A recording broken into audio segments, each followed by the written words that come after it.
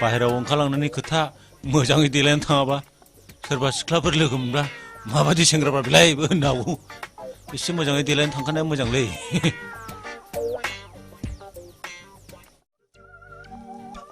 ओइ थेबगां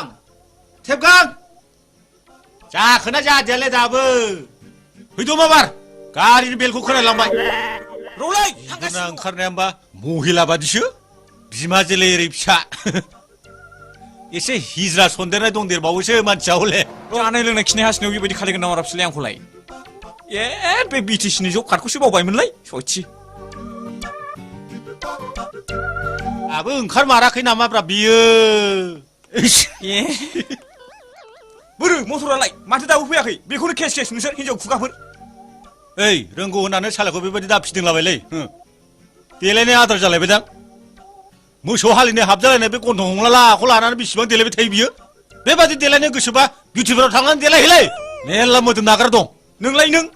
गावखौनो खोब एक्टर बायदि मोनदों नोङो ट्राक बोराय मोखाङानो साइथिन सेर प्लास्टिकखौ लाहैदो नोङो बिहारि मडेल हाब